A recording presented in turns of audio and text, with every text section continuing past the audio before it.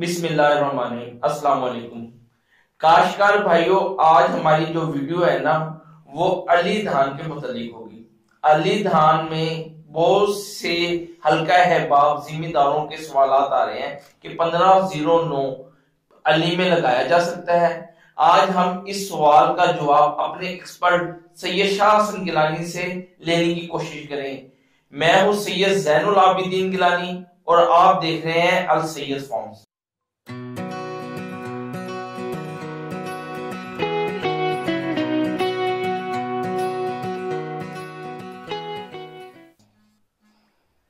آج ہم اپنے دھان کے علی سوال یعنی کہ 1509 کے متعلق کا جواب ڈھونڈنے کی کوشش کریں گے کہ ہم اسے لگا سکتے ہیں یا نہیں لگا سکتے۔ جو اپنا ایک وسیع تجربہ رکھتے ہیں ہمارے ساتھ موجود ہے سید شاہ حسن گیلانی، ان سے اس سوال کا جواب لیتے ہیں۔ السلام علیکم گیلانی صاحب۔ وعلیکم السلام، کیا حال ہے؟ الحمدللہ۔ گیلانی صاحب، اس ٹائم بہت سے سوالات آ رہے ہیں کہ 1509 اگر ہم علی یعنی کہ مارچ میں اس کی پنیری کاشت کر دے تو کیا یہ ہماری ورائٹی جو لیٹ میں ہے، سب سے اینڈ میں ہے، کیا وہ علی میں کامیاب ہو سکتی ہے؟ یہ کوئی آج سے 8-10 دن پہلے شاہ زیب چوہان صاحب کا چشتیہ سے مجھے فون آیا تھا، تو انہوں نے یہ سوال کیا تھا کہ شاہ صاحب یہ لگ سکتا ہے نہیں۔ میں نے انہیں یہ کہا تھا کہ اب بھی میں اپنی آئی ٹی کی ٹیم کو کہوں گا کہ جون سی میں ڈیٹے دوں گا نا، ایک تو میں زبانی کہوں گا، کوشش کروں گا کہ وہ پیچھے لکھ بھی دیں وہ ڈیٹے۔ ابھی آپ یہ کوشش کریں کہ یہ جو ماہ جا رہا ہے نا جنوری، اس کے اینڈ تک یا زیادہ سے زیادہ فروری کی 2, 3 تاریخ 5 تاریخ تک آپ 1509 کی پنیری لگا دیں۔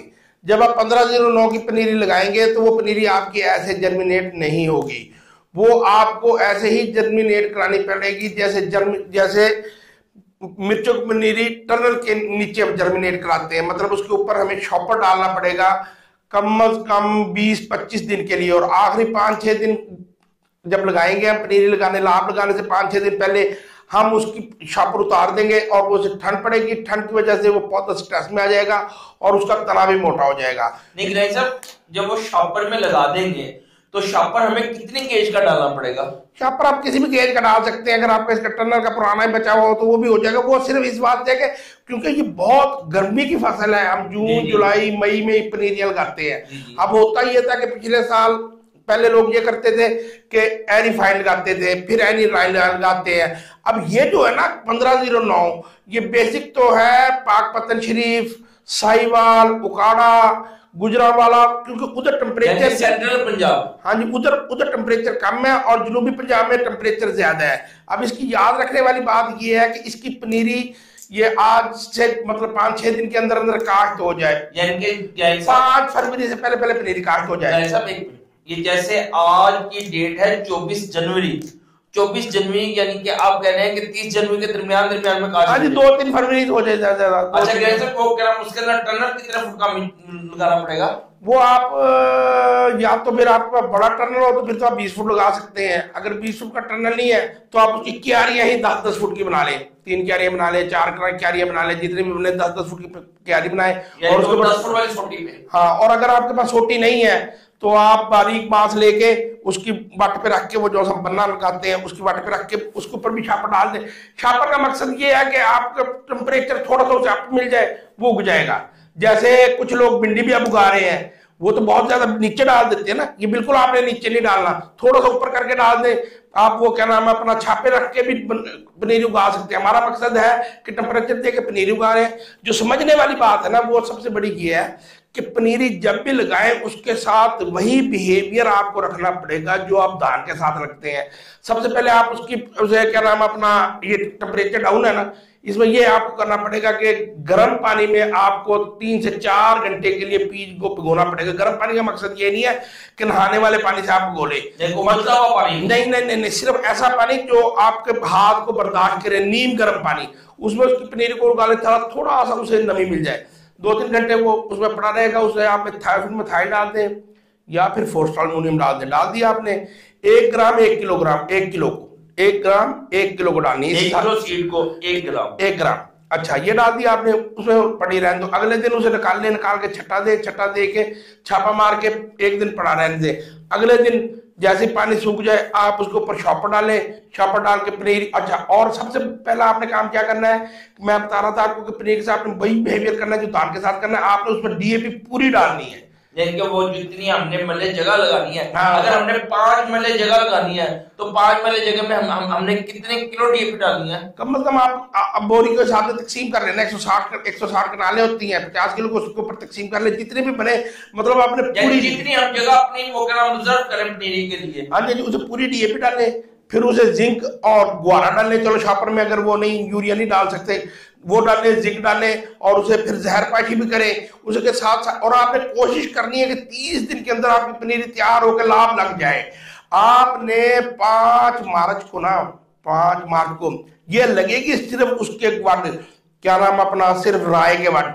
जो बंदा इसे गंदम के उसमें वाट में लगाएगा वो बिल्कुल नुकसान होगा। गंदम के बाद नहीं लगाएगी, गंदम तो अप्रैल में आएगी ना, ये गंदम में नहीं लगेगा। ये मगर शिलानी साहब जो सा राया भी है ना, वो 5 मार्च को नहीं, वो क्या नाम वो आ सकता, वो ना एक जगह तो खाली कर देगा ना, उसे काट के एक जगह इकट्ठा तो कर सकते हैं ना हम। हाँ जी, वो है कि जिन्होंने अली राय लगाया वो थोड़ी स्ट्रगल तो भाई में करनी पड़ेगी ना। हाँ, ये है कि अब वो जिस तरह क्या नाम है, अब जिन्होंने मकई की जमीनें रखी हुई है, हाँ, अगर वो ख्वाहिशमंद है 1-2 एकड़ के, वो लगा सकते हैं। यार ये सिर्फ सूर्यमुखी वो लगाएंगे, सिर्फ राय वाले, और कोई नहीं लगाएगा। जिसने मक्की की जमीन खाली रखी है वो क्यों अपना टाइम जाया करेगा।